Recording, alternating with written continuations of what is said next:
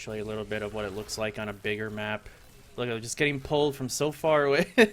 I don't even have to get close to them. Like, that's so great, too. It actually helps a lot with efficiency. What is up, my ninja? Shinobi here, and today I'm going to be showing you guys a power leveling build that's very fun to use, and I think you guys will really like it. I'm really having a blast with it right now, and this is pretty much primarily for those of you that want to power level your friends that just got the Necromancer, or the new season coming up. You want to power level some of your friends, but you want to play on the Necromancer so you can find gear for yourself and for them. There are other great power leveling builds out there for all kinds of classes in the game. Every class pretty much has one, but if you want to be on a Necromancer to find Necromancer loot while power leveling them, this is actually a really fun one to do. It's very fast, and typically when you're power leveling people, you're going to be doing Torment 6. That's the cap that you can do, unfortunately. I wish you could do higher, so this is geared around that, but it does have the capabilities of going very fast, even on Torment 10, which in the new season, the conquest that we have is you have to do a Torment 10 Rift in under 2 minutes, so you could use this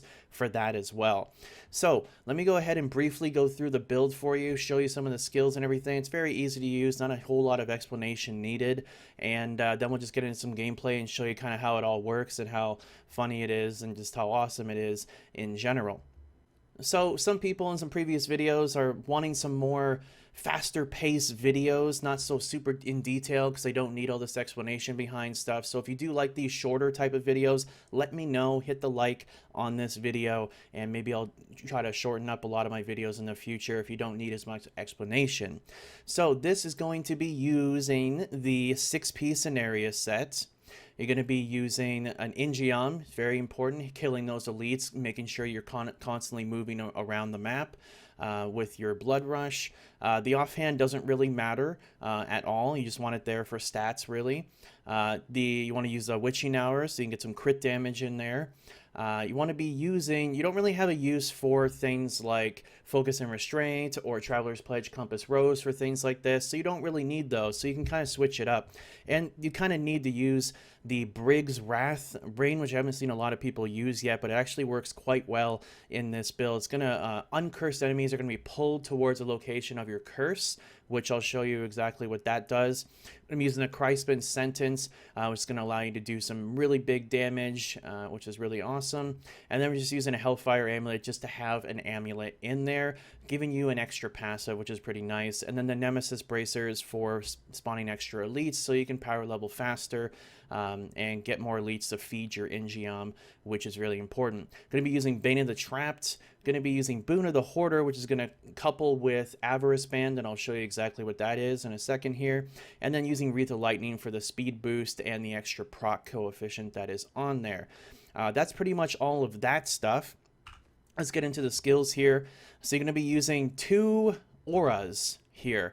You're going to be using a Frailty Curse, Aura of Frailty. This is going to be just this is a very passive build. You don't really have to do very much, and that's part of the fun of it as well. You just throw your curse down, so mobs are going to automatically get cursed for you, and also because you're using Avarice Band with Boon of the Hoarder, Avarice Band in your cube, the Avarice Band pickup radius is going to keep getting bigger for your gold pickup radius, which means that this frailty is going to keep getting bigger, which means that when you use Briggs, it's going to grab monsters from farther and farther and farther away. You can see the aura around me right now. This aura actually gets way bigger, and it's really awesome. If you get a big open map with a lot of density, you're just pulling things in. You're not even doing anything. It's pretty amusing. You'll see. Then also here I'm using Devourer with Devouring Aura. But yeah, this is just going to be even better with picking things up because your pickup radius is going to be really big as well. Going to be using Land of the Dead with Corpse Explosion combination here using close quarters. This is going to enable us to have some burst damage for the elite. Essentially, when you go into a rift, all you want to be doing is kill the first elite with Land of the Dead Corpse Explosion combo, and then there you go. Now you're comboing off of that with your ingeom and everything. Now you're off to the races. Going to be using Blood Rush Potency. Just to give you some armor here, you could even go with Metabolism, but because you're getting Ingeom, you don't really need the extra charge on this. If you get a Rift where you just don't have very many elites at all, which does happen, it's part of the reason I don't like Ingeom that much, because that kind of thing can happen and then it really slows you down. But as long as you're getting elites, then there's no reason to use something like metabolism. Just getting the extra armor just helps, for just because you can kind of switch around whatever you want there. And then bone armor dislocation, because you want to get some stun action there. You get that stun in there, you're gonna get some more damage from your Crispin sentence ring, which is nice. Might as well. You just gonna be hitting bone armor on a Rift Guardian, one shot him or something like that. Going to be using Fueled by Death here to get some movement speed, 30% movement speed increase, and you're consuming corpses as well with Devour, so it goes really well with that. You get a lot of movement speed. Then you're going to be increase armor by 100%, because you're not going to have any other minions, so just increase armor. Spreading Malediction, so this is going to give you a big damage bonus, because your frailty is going to be so huge that you're going to have so many mobs inside of your aura, and you're going to get a lot more damage that way too. And they're going to be using Life from Death. Consuming a corpse has a 20% chance to spawn a health globe, which you pick those health globes up really easily too, so you're just constantly healing passively because you have such a big aura around you. Everything kind of couples really well together. The other two items in the cube here, we do have the Tragul's Corroded Fame, which is going to be giving you a damage increase. Cursed Enemy is going to take 200% increased damage, which is awesome. And then we're going to be using Grasp of Essence. You could even switch this up. You don't technically really need this. You could even go with something like the Greaves here. They give you a movement speed when you use Blood Rush. It's up to you. You could do that as well. For if you're doing Torment 10, I would suggest doing, for that achievement, I would suggest doing Grasp of Essence. If you're doing like Torment 6, then you can get away with going to Greaves just for some more mobility. And then just using Avarice Band like we talked about before. All right, let me go ahead and give you a little demonstration on how this looks and just the gameplay behind it. And it's pretty interesting, so let's go ahead and get into that now. All right, guys, let's go ahead and get into a Rift here and show you a little bit of what the gameplay looks like and how fun it is. This build is just fun. It's so fun to power level people with.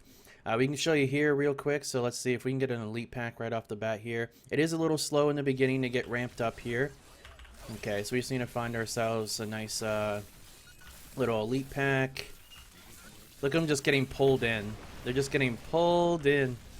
It's so great. It's even better on a bigger map, but, you know, RNG, right? Here we go. Oh, we got a pylon here. Oh, man.